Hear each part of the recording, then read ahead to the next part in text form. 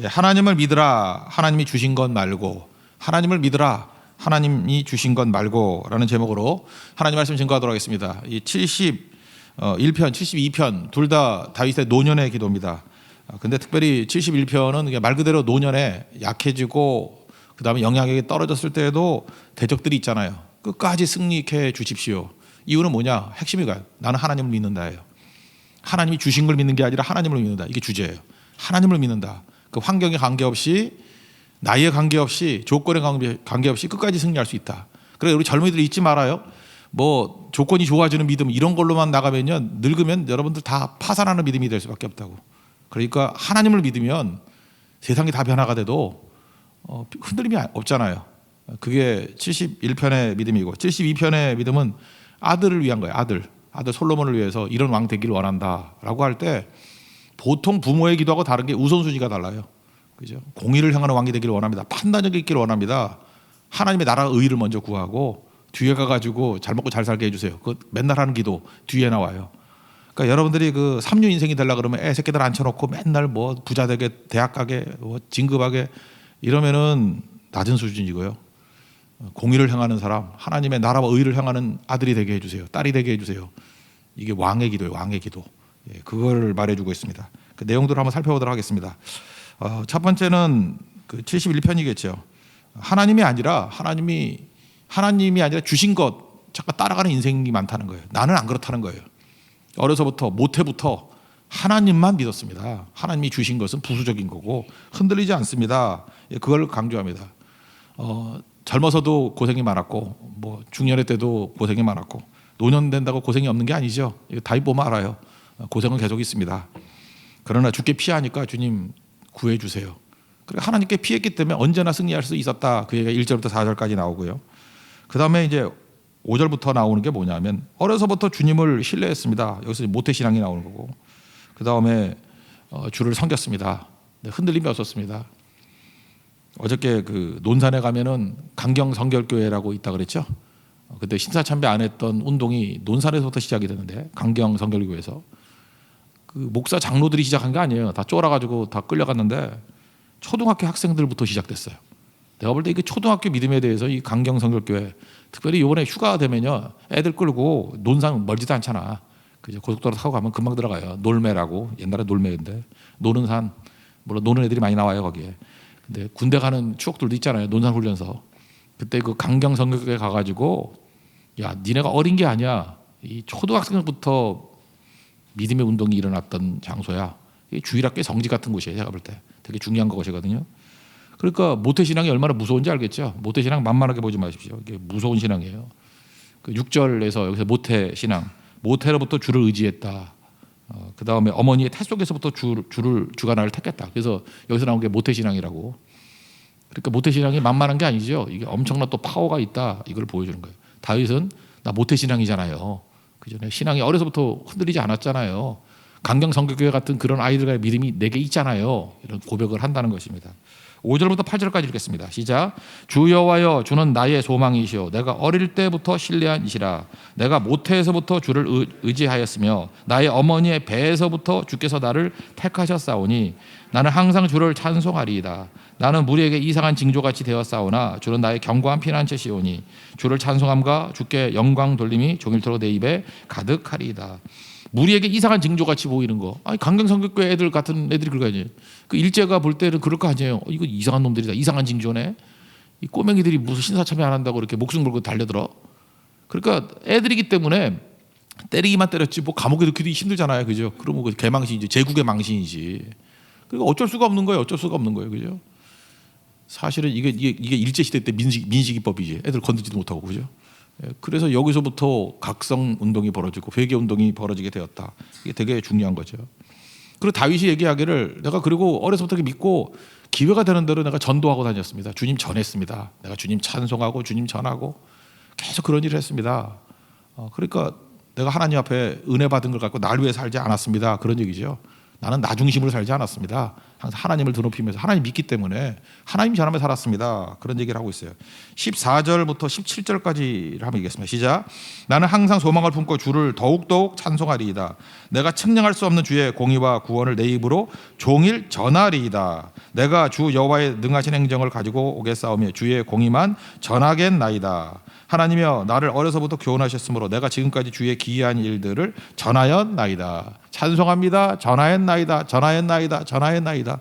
뭐 계속 뭐예요? 전하는 인생이 된 거죠. 그러니까 이게 가능한 이유가 뭐죠? 어려서부터 하나님의 은혜를 충만히 받았기 때문에. 그래서 여러분 크리스찬들이 세상에 줄 수 있는 최고의 복은 뭐냐 하면 충만한 은혜를 받는 거예요. 목사가 성도에게 줄 수 있는 최고의 은혜가 뭐예요? 은혜 충만하고 성령 충만한 거예요. 그럼 목마르지 않잖아요. 배고프지 않잖아요. 자기 자신이 배고프지 않고 자기 자신이 목마르지 않아야 이게 넘쳐서 흐른다고. 우리 한말은 흘러 넘친다는데 말이 안 되잖아. 어떻게 흐르는데 넘쳐. 나한테 그러잖아요. 말을 바꿔요. 흘러 넘친다 이런 말씀이 아니고 넘쳐 흘러요. 그죠? 내 안에서 넘쳐서 오버플로우 흐르는 거라고. 그죠? 그런 게 중요한 거죠. 여러분 한번 생각해 보세요. 옛날에 우리가 못 살 때 말이에요. 못 살 때 화장실에 화장지가 없어요. 지금도 그 나라 한번 얘기할까? 필리핀 가면 내가 마지막 갔을 때 화장지가 없었어. 그 바깥에서 무슨 뭐 그 아저씨가 이렇게 뜯어주고 그랬어. 왜 그래? 훔쳐간대. 아니 화장지 훔쳐가는 사람이 있냐 그럴지 모르지만요. 이렇게 화장지가 온전히 있는 나라 몇 나라 없어. 내가 볼 때 한국, 대만도 있나? 대만, 일본이 있는 것 같고, 그죠? 없어요. 그거 훔쳐간대요. 그 왜 그럴까요? 그 욕할 게 아니라 가난해서 그래요. 집에 쓸 화장지가 없기 때문에 가난해서 그렇다고. 그러니까 다 들어가죠. 또 제일 놀란 게 우리나라에 와가지고 손소독제 이거 아무데나 막 걸려 있는 거 그거 갖고 놀란대 외국인들이. 그 외국 같은 거 다 뜯어간대요. 불쌍한 놈들, 그죠? 그렇잖아요. 근데 우리가 바로 뭐예요? 우리가 배불러졌다는 거예요. 지금 부유해졌다는 거예요. 그래서 화장지 안 가져가요. 손소독, 세정제 이런 거 안 가져간다고, 그죠? 필요한 거 가져가고. 우리도 좀 그지 같은 사람 아니면 뭐 저기 라면을 쌓아놔도 하나씩만 가져가지 뭐 이렇게 싸지마지고 안 가잖아요. 옛날 아줌마들은 가져갔어요. 그죠? 왜 그래요? 모자라서, 삶이 모자라서, 배고프니까. 그렇게 잘 보세요. 우리 지난주에 살폈지만 그 악한 농부들이요. 자기밖에 원래 배부르지 못해요. 인격적으로도 배부르지 못하고 삶도 배부르지 못해. 그러니까 농사 짓고 난 다음에 이게 내 거야. 배고프니까 내 거야. 꽉 쥐고 있는 거라고. 넘쳐 흐르지 못하잖아요. 근데 내가 충만해지고 내가 아들이에요. 뭐든지 넉넉해. 그러면은 흘러 넘치겠죠. 넘쳐 흐르겠죠. 충만해지겠죠. 그렇게 되는 거라고요. 그래서 하나님 앞에서 우리가 하나님의 복에 대해서, 은혜에 대해서 목마르면 안 돼요. 그래서 목마르지 않은 인생이 되기를 원합니다. 이 일꾼들도요, 목마른 사람들 일꾼 시켜놓으면 자기 위에서 뛰어요. 지가 목마르니까. 그래서 예수님이 그 목자 비유, 요한복음 비유다, 목자 이야기에서 10장에서, 요한복음 10장에서 나보다 먼저 온 자는 다 절도요 강도니, 이런 말씀이 나온다고요. 나보다 먼저 온 사람, 그러니까 예수님 만나기 이전에 왔다는 사람이라는 거죠. 그러니까 싹꾼들. 싹꾼의 특징이 뭔지 알아요? 태어날 때부터 욕심꾸러기가 아니고 배부르지 못한 자예요. 배고픈 자가 싹꾼이에요. 목마른 자예요. 그죠? 갈증 있는 자가 싹꾼이라고. 그래서 사역자들도요, 은혜에 충만, 하나님 앞에서 능력이 충만하면은 자기 위해서 안 살아요. 근데 자기가 목마르고 자기가 배고프면은 뭐든 챙겨가. 자기 챙기기 바빠요. 그래서 강도가 되고 절도가 된다라는 것입니다. 그러니까 우리가 해야 될 일이 뭐예요? 먼저 충만해지는 거예요. 충만해지는 거라고. 그래야 하나님의 일을 할 수 있다. 뭐 그런 접근입니다. 그리고 나이 들면은 약해지잖아요. 늙어서도 도와주십시오 하는 기도가 나옵니다.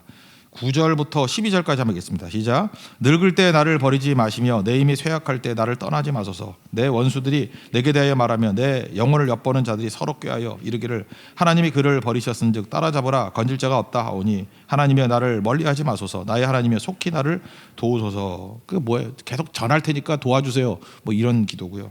18절 한 절만 읽어보죠. 시작. 하나님이여 내가 늙어 백발이 될 때에도 나를 버리지 마시며 내가 주의 힘을 후대에 전하고 주의 능력을 장래의 모든 사람에게 전하기까지 나를 버리지 마소서. 계속 사명이죠. 그냥 내가 뭐 건강 유지해가지고 늙어 죽을 때까지 그냥 잘 살기를 원합니다. 그게 아니고 나는 늙어서 죽을 때까지 복음 전하겠다는 거예요. 그죠? 전할 테니까 능력 주세요. 보호해 주세요. 그런 거죠. 그러니까 여러분 나이가 들면요, 이 71평 같은 거 이거 암송해야 돼요. 나이 드신 분만 암송할 필요성이 있어요. 이거 암송하면서 쓸데없는 헛된 인생 안 살겠습니다 할 때 이대로 살면 돼, 이대로. 그렇죠? 근데 다윗의 믿음은 뭐냐면, 이렇게 흔들림이 않았던 이유가 뭐냐면, 아까도 얘기했지만 핵심이 이거예요. 하나님을 믿었다는 거예요. 하나님이 주신 거 믿지 아니하고. 하나님이 주신 걸 믿으면요, 어떨 때 거두갈 때가 있잖아. 그럼 안 믿는 거. 그러니까 믿음이 흔들리더라고요. 맨날 무슨 슬럼프가 왔다, 시험 들었다 이럴 때 보면은 하나님이 주신 거 믿는 거예요. 주신 거. 사역을 할 때도 마찬가지야. 뭐 이렇게 부흥하면은 막 숫자가 많으면 뭐 하나님이 함께 하신 것 같아. 또 이렇게 위축될 때도 있잖아요. 그러면 뭐 힘들어가지고 그러고. 그거 하나님이 주신 거 아니에요. 맡긴 거 아니에요. 왜 그거 갖고 흔들려? 하나님을 믿는 거죠. 하나님을. 예를 한번 3명만 들어볼게요. 첫째, 아브라함. 창세기 15장 6절에 이러죠. 아브라함이 하나님을 믿음이 이것을 그의 의로 여겼다고. 잊지 마십시오. 하나님이 주신 걸 믿은 게 아니에요. 뭘 믿었어요? 성경 그대로는 여호와를 믿으니. 그렇지만 이제 번역될 땐 또 하나님을 믿으니 뒤에 나오잖아요. 신약에서 하나님을 믿으니 아니라 하나님을 믿으니, 여호와를 믿으니 이것을 그의 의로 여기셨다고. 그러니까 나중에 22장에 가면요, 하나님이 주신 게 아들이잖아요. 번제를 드리라? 그래도 가능하죠. 왜? 다시 돌려줄 거기 때문에. 다 하나님이 주신 거잖아요. 하나님을 믿는다는 중심이 있으면요, 하나님이 주신 것 갖고 왔다 갔다 해도 안 흔들려요. 근데 이게 처음부터 믿음을 이상하게 배워가지고, 그래서 이 교회가 중요한 거예요. 교회가 신앙을 잘못 가르쳐가지고 하나님이 주신 것에 초점을 맞추는 신앙이 돼버리면, 뭐 하나님이 주셨다 그러면 은혜 받았으니까 뭐 헌금 왕창해 뭐 이러고, 그죠? 뭐 찬송해, 잔치해 뭐 이러고, 또 거두한다 그러면 입 다물고 있고 비겁한 침묵하고. 이게 문제라는 거야. 이게 문제. 조건이 뭔 문제가 있어요, 그죠? 어려서부터 뭘 가르쳐야 되냐? 아이들에게 하나님을 믿는 걸 가르쳐야 돼. 하나님을 믿으니, 하나님 믿으면 조건에 관계없이 가는 거죠. 그게 중요하다는 것입니다. 욥의 믿음이 그렇잖아요. 욥의 믿음이 가장 정확하네. 두 번째, 욥을 한번 보세요. 하나님을 믿으니, 그 다음에 그에 있는 것들, 하나님 주신 거 다 가져가 버리잖아. 마귀가 하는 얘기가 뭐예요? 얘는요, 하나님 믿지 않고 주신 거 믿어요. 그게 시험이잖아. 하나님 하면 그 주신 거 믿는 데잖아. 근데 하나님이 아닐걸? 주신 거 믿지 않고 하나님 믿을걸? 그랬더니 뭐 건강도 가져가고 뭐 가져가나, 뭐 재물도 가져가고 뭐 아들 딸들도 가져가고. 그래도 뭐라고 얘기해요? 그 주신 이도 하나님이시고 거두신 이도 하나님이시니까 하나님의 이름이 찬송받으실지어다 뭐 이러잖아요. 그죠? 끝난 거죠. 다니엘의 세 친구 세 번째 보세요. 신상에 절하래요. 하나님을 믿어서요. 그들은 하나님을. 그랬더니 뭐라 그래요? 뭐 하나님 도와주실 거래. 그렇지 아니할지, 그리 아니하실지라도 나는 왕의 신들에게 절할 수 없다. 그리 아니하실지라도. 이게 뭐예요? 하나님 믿은 신앙 아니에요. 그러니까 제대로 된 신앙이 뭔지 알겠어요. 성경이 말하는 신앙이 하나님을 믿는 거라고요. 하나님 주신 걸 믿는 게 아니고. 그러니까 우리 삶 속에서도 하나님 주신 것 때문에 흔들흔들하다 그러면 생각해봐야 돼. 이 가짜라고. 요즘에 뭐 유행이 무슨 플러스, 내가 지금 누구 비난하는 거 아니니까 혹시 그 연관된 사람들 너무 상처 입지 말아요. 뭐 어떤 교회 보니까 뭐 그런 교회죠. 사랑 플러스. 그 사랑의 교회 무슨 뭐 서점인가 그렇대요. 사랑 플러스 뭐 나쁜 뜻은 아닐 거예요. 그냥 더한다. 그래서 나는 그 기분이 나빠. 어떤 교회는 뭐 기쁨 플러스. 토를 잠깐만 다는 거야. 토를. 하나님만으로 되는 거 아니야. God only. 근데 God 플러스. 그러니까 우리 다 믿음이 그래요. 하나님만으로 만족. 하나님을 믿습니다. 이래야 되는데 하나님도 믿는데 돈도 있어야 돼. 그죠? 돈 플러스. 대학도 좀 가야 돼, 애가. 대학 플러스. 결혼도 좀 해야 돼. 결혼 플러스. 그럼 뭐 사도 바울은 뭐 저주받았겠네. 건강도 있어야 돼. 빌빌대면 안 돼. 건강해야 돼. 막. 예수님도 뭐 약간 병 들었다 그러지 않고, 바울도 뭐 병이 있었다며요. 가시가 있었고. 이게 뭐 건강하다고, 뭐 건강하고 예수 잘 안 믿으면 그게 뭐 잘난 거예요, 그거? 저 아프더라도, 그죠? 뭐 기침하고 잘 못 걷고 말 잘 못하고 잘 못 듣고 뭐 이러더라도 하나님 잘 믿고 나가면 그를 통해서 일을 하시는 거지. 그렇지 않아요? 이 플러스 신앙이 이게 무서운 신앙이에요. 이건 가짜. 그러니까 다윗에게 있어서는 하나님 플러스 이런 거 없어요. 하나님 오니, God 오니. 그게 그를 살렸다. 그래서 예수님께서 마지막 말씀이 뭐예요? 그 요한복음 14장 보니까 이제 나 갈 때 됐다. 근심하지 마. 마지막 말씀. 근심하지 마. 두 번째 메시지가 뭐예요? 하나님을 믿으니 또 나를 믿어라. 그 얘기 아니에요. 몰라요? 14장 1절. 근심하지 마. 너희는 마음에 근심하지 말라. 그래야 이해하나? 근심하지 마. 하나님을 믿으니 하나님도 믿고 나를 믿어라. 그러니까 근심하지 말고 믿어. 그거죠. 주님의 메시지입니다. 나이 드신 분들 쓸데없는 거 근심하지 말고 무슨 뭐 전화해주고 뭐 한다고 애들이 잘 사는 거 아니에요. 믿음의 믿음. 하나님 철저히 믿으라 그러면 어떤 조건 속에도 흔들리지 않는 끝까지 가는 믿음입니다. 노년까지 가는 믿음. 이런 믿음 갖는 믿음의 종 되기를 축원합니다. 그 다음 얘기가 이제 노년의 기도인데 아들을 위한 기도예요. 솔로몬이겠죠. 솔로몬을 위한 기도. 여기는 이제 우선순위가 중요하다는 거예요. 그러니까 보통 부모의 기도하고 달라요. 보통 부모들 같으면 뭐 애새끼들 맨날 잘 살게 해달라, 뭐 결혼 잘하게 해달라, 출세하게 해달라, 뭐 이런 건데 부자, 장수, 뭐 출세 이런 건데 솔로몬을 위한 기도에서 내용은 뭐냐면 판단력과 공의를 행하게 해달라고. 공의, 판단력과 공의. 그 판단력이 솔로몬이 나중에 이 아버지 기도를 듣고 자기도 구했는가 봐. 뭘 줄까 그랬더니 판단력이 지혜잖아요. 지혜 달라고. 근데 그 앞에 조건이 뭐였어요? 재판을 잘하도록. 그 판단력이에요. 저도요 이렇게 약간 이제 뭐 지위가 있게 되니까 밑에 있는 사람들 뭐 얘기나 이렇게 판단을 해야 될 때가 있잖아요. 이게 교통 정리를 해줘야 되니까. 근데 제가 이렇게 지나놓고 회고해 보면은 틀린 판단을 한 적이 되게 많아요. 그러니까 재판이라고 말하기 힘들지만 틀린 재판한 적이 되게 많아요. 인간은 잘 몰라요. 이렇게 가까이 와가지고 웃어주고 아부하고 하면 나도 모르게 속아. 내가 뭐 속아서 속는 게 아니라 별 신경 안 쓰면 속아. 그래서 항상 어떤 일이든지 양쪽 얘기를 다 들어야 돼. 한쪽 얘기를 들으면 절대 정답 아니야. 한쪽 얘기를 듣고 반대쪽 얘기를 반드시 들어야 돼요. 다 들어도 판단하기 힘들어. 판단하기 힘들면 또 엎드려 기도해야 돼. 하나님 이거 헷갈리는데요. 어떻게 할까요? 어떻게 할까요? 판단 유보 계속해서 그럼 하나님께서 지혜를 주시겠죠. 또 한 가지 무엇이 옳은지 그른지 알아. 근데 그들을 하기 싫을 때가 있어요. 그러면 꼴 보기 싫거든. 그래서 이게 분명히 얘가 옳은데 그냥 침묵하거나 옳다고 말하고 싶지 않을 때가 있어요. 왕이니까 최고 재판관 아니에요. 왕. 그 왕을 위해서 내가 왕 해봤더니 알겠다. 야, 왕이 재판하는 게 얼마나 힘든지 아냐? 판단력을 주시고 공정함을 주세요. 하나님 재판 잘할 수 있는 지혜를 주시고 우리 뭐 일상생활도 마찬가지 아니에요? 그리고 공정하게 해주세요. 그게 기도했다는 거예요. 우리 자녀들에게도 여러분 그런 기도하셔야 돼요. 이 자녀에게 판단력을 주시고 공정함을 주세요. 판단했던 그거를 갖다가 온전히 밀고 나갈 수 있는 공정함을 주세요.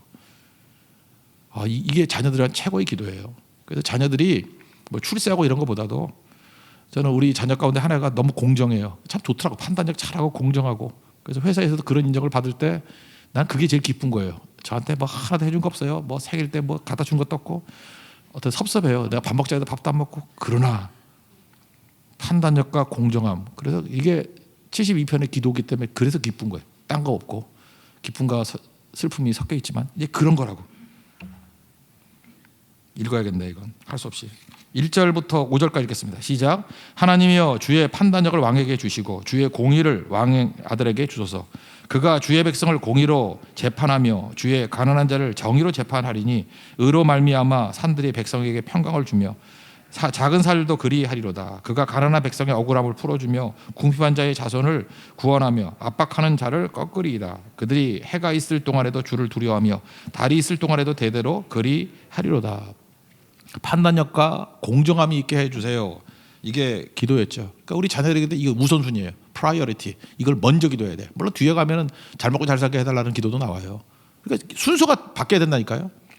판단력과 공정하게 해주세요. 이게 1순위. 그 다음에는 그러니까 여기 나오잖아요. 여기서 그랬더니 평강이 임한다. 그리고 다 잘 된다 그런 얘기 아니에요? 잘 된다. 그죠? 요즘에 우리 사회 가운데 뭐 유행하는 말이 있대. 기회는 평등하고 과정은 공정하고 결과는 정의롭다. 근데 이게 문제가 뭐냐면요. 없을 때 이런 소리를 하면은 멋있죠. 근데 힘이 생겼을 때 이 말이 맞는지를 알아야 된다고. 이거 예를 들어서 내가 기회가 없을 때, 그죠? 내가 기회가 없을 때 기회는 뭐라 그랬죠? 기회는 평등하고. 그러니까 그 평등을 나를 위해 쓰는 거야. 나한테 기회 줘. 그걸 평등을 나한테 쓰는 거예요. 그리고 내가 힘이 있을 때는 그렇게 안 써. 그럼 악한 거죠, 그거. 그다음에 내가 약자일 때 공정해야 된다. 그거는 뭐예요? 나 건들지 말라 그런 얘기죠. 강자가 됐을 때 공정한다는 건 뭐예요? 약한 사람 건들면 안 되죠. 그다음에 정의? 내가 누리면 정이고 내가 못 누리면 불이에요? 이거 아니죠. 그러니까 나중에 이런 회의에 빠지잖아. 위치만 바뀐 거네. 그죠? 옛날 나쁜 짓 하던 놈들 위치만 바뀐 거네. 예수 믿는 사람들이 이게 중요한 게 그거예요. 그러니까 여기서 중요한 메시지가 뭐냐면요. 예수 안 믿는 사람들이 할 수 있는 정의는 거기까지예요. 그러니까 우리 크리스찬들이 들어가서 해야 될 일이 뭐냐면 우리에게 힘과 영향력이 생긴다 그러면 얘기했던 그 모든 것들이 상대편에게 적용이 돼야 돼. 상대편에게. 그러니까 이 구호가 이렇게 돼야 돼요. 그러니까 기회는 평등하고 나 말고 상대편. 이 상대편 내 대적에게 이 말을 써야 돼. 기회가 평등해지게 만들어줘야 되고 내가 아니고 상대편에게 과정은 공정하게 해줘야 돼. 근데 우리 편이라 그러면 뭐 다 덮어버리고 뭐 지멋대로 해버리고 그러면 안 돼요. 결과는 정의롭고 상대가 정의롭게 돼야 돼. 상대가. 그러니까 이 기독교에서 핵심이 뭐예요? 자기를 부인하고 상대를 얘기하는 거죠. 그러니까 우리 남 얘기할 거 아니에요. 다 이렇게 돼. 인간의 본질이에요. 이게 죄성 가진 인간의 본질이라고. 그러니까 죽을 때까지 그냥 죽어라 자기 부인해야 돼요. 그리고 모든 걸 남을 위해 써야 되고. 다윗이 솔로몬에게 얘기하는 게 그거예요. 이 말들은 못 살았잖아요. 솔로몬도. 넌 힘 생기면은 너한테 쓰면 안 되는 거야. 솔로몬의 약점이 뭐예요? 돈 생겼더니 지 먹고 살고, 기회 생겼더니 무슨 뭐 여자 뭐 1000명 데리고 살고. 그 나중에 나오는 얘기들이 뭐 그 보기 좋은 얘기예요. 그거 갖고 뭐 구제했다, 섬겼다 그런 얘기 있어요? 그냥 한번 먹을 때마다 뻑적지근하게 먹었다 그 얘기지. 그 모든 기회, 그 모든 과정, 그 모든 결과가 다 자기를 위한 거 아니에요. 뭘 희생한 게 있어요? 없잖아요. 솔로몬이 모든 인간의 표상이라고. 우리 아닐 줄 알아요? 우리 똑같다고. 그러니까 모든 거예요. 그죠? 기회, 과정, 결과 얘기할 때 상대편에게 적용해야 돼. 심지어 대적에게 적용해야 돼. 대적에게. 그러지 않으면 입 다물고 있던지. 그러니까 여러분 지혜를 가져야 돼요. 그거 실패할 거다. 말만 저렇게 말하고 저 따위 태도로 나가면 실패할 거다라고 예언할 수 있는 거예요. 사람들이 돈을 좋아해요. 왜 돈을 좋아할까요? 돈은요 특별 대우를 해주기 때문에 그렇습니다. 내가 하다못해 얼마 전에 어디 뭐 그 돼지갈비 구워 먹는 데 갔어. 근데 아주머니가 그 조선족 아주머니인데 너무 친절하게 해주더라고요. 그래서 내가 팁을 10,000원을 줬어요. 그랬더니 내가 그 묵이 맛있었더니 묵을 4사발을 갖다 주는데 나는 그냥 고마워서 준 건데 느낌이 그랬어요. 이야 돈 10,000원의 힘도 크구나. 이런 허름한 식당에서는 팁 10,000원 줬다고 이거 도대체 내가 볼 때 묵을 10,000원어치 더 주는 것 같아. 그러니까 특별 대우 비행기 타보세요. 돈 많이 주면 1등석 타고요. 뭐든지 다 미리 해주고 돈 조금 내면 3등석 타잖아. 그러니까 남이 특별 대우 받는 거는 못 견디지만 내가 특별 대우 받는 거는 말 안 해요. 그런 마음이 있다 그러면은 함부로 공정 이런 얘기 하지 말라고요. 그러니까 내 힘을 가지고 할 수 있는 게 뭐죠? 뭐 그렇다고 맨날 뭐 그지같이 살라는 얘기 아니라 삶의 모든 부분을 이렇게 살면 안 된다고요. 일정 부분은 자기가 뭐 중요한 거 있을 때는 일정 부분은 누릴 수도 있지만 다 누리면 안 되고, 그죠? 반토막 이상은 잘라가지고 다른 사람을 위해서 이 힘을 쓸 줄 알아야 되는 것, 이게 크리스찬이다 이런 겁니다. 그 다음에 네가 그렇게 살라는 거죠. 그래서 율법 정신이 뭐예요? 가난한 자가 얻게 하라, 억울한 자가 얻게 하라. 그래서 솔로몬에게 그 얘기하는 거예요. 이제부터 균형이라고. 균형의 내용은 뭐죠? 공정함. 그 다음에 뒷얘기가 이제 균형이 나와요. 억울함을 풀어주고 가난한 자를 돕는 게 뭐예요? 사랑이잖아요. 그래서 공정함과 사랑 두 가지를 얘기하는 겁니다. 시간이 많이 갔으니까 예로만 그냥 말씀드리고 그냥 넘길게요. 예를 들어서 요한복음 8장에 오면 현장에서 가늠하다 잡힌 여인이 나옵니다. 우리 크리스찬들이 어떻게 살아야 되는지를 아는 거예요. 우리 사회에서도 이렇게 지탄받을 일이 있는 거 있잖아요. 그랬더니 사람들이 이걸 이용해가지고, 사람들은 그래요. 어떤 사람의 죄나 악을 이용해서 누굴 죽이려 그래. 현장에서 가늠하다 잡힌 여인 죄인이죠. 근데 이걸 이용해서 예수님을 함정에 빠뜨리려 그러는 거라고. 세상이 그래요. 단순하게 그 문제 갖고만 접근하는 게 아니야. 중간에 빼버리고 예수님이 뭐라 그러죠? 죄 없는 자가 먼저 돌로 치라. 예수님의 지혜죠. 판단력이죠. 그래서 다 떨었어요. 그러나 그 여자에게 얘기를 합니다. 너를 고발하던 자들이 있느냐? 너를 정죄하던 자들이 있느냐? 없습니다. 나도 너를 정죄하지 아니하노니 다시는 죄를 범하지 말라. 여기서 예수님의 사랑이 드러나죠. 이 현장에서 가늠하다 잡힌 여인을 살리잖아요. 이 사랑이죠. 이 균형의 밸런스. 그렇지만 예수님이 죄는 죄대로 멋대로 해도 된다라고 하는 게 아니고 공정하잖아요. 다시는 죄를 짓지 말라. 솔로몬 얘기니까 솔로몬 재판을 한번 보십시오. 솔로몬 재판이 그거 아니에요. 두 여자가 어떤 여자가 잠버릇이 안 좋은데 애를 깔아뭉개 죽였대. 여기 아기 엄마들 조심해요. 막 자다가 애 깔아뭉개면 안 돼. 그죠? 애 죽어. 살을 빼든지 똑바로 묶고 자든지. 근데 한 애를 놓고 서로 자기 아이래요. 옛날에 DNA 검사도 없고 하니까 이거 어떻게 찾아내겠어? 이게 판단력이죠. 이거 누가 사랑을 갖고 있느냐, 누가 엄마여야 하느냐라는 전제를 갖고 접근하죠. 아이 가르다가 칼로 반 자르라. 이 반 자르라는 게 공정한 게 아니죠. 이 죽는다는 얘기 아니에요. 진짜 엄마는 어떻게 해요?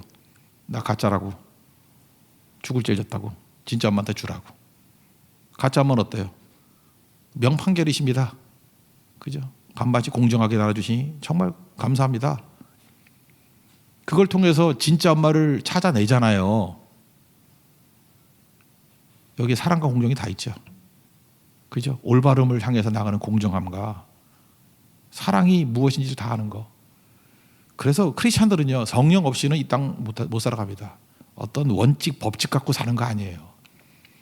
뭐 하나 문제가 오더라도 주님 이건 내 힘으로 감당할 수 없습니다. 엎드려야 돼요. 지혜를 주세요. 판단력을 주세요. 그리고 공정함을 주세요. 십자가 그거 아니에요? 사랑과 공정, 공의. 난 공의란 말보다 공정함이 좋은 것 같아요. 공정. 공정은 나한테 적용하는 거 아니에요. 상대편에게 적용하는 거예요. 상대편에게. 그걸 자꾸 자기한테 적용하면 나중에 웃기는 존재 됩니다. 웃기는 존재.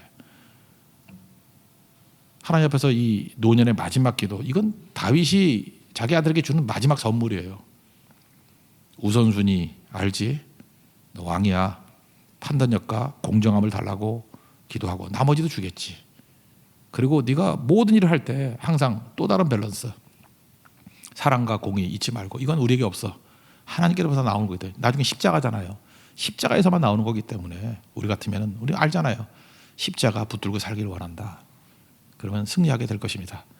오늘 다윗의 이 마지막 노년의 기도가 우리의 기도가 되고 우리의 승리가 되는 축복이 임하기를 기원합니다. 자리에서 일어나겠습니다. 우리 기도를 멈추지 마라 찬양하겠습니다.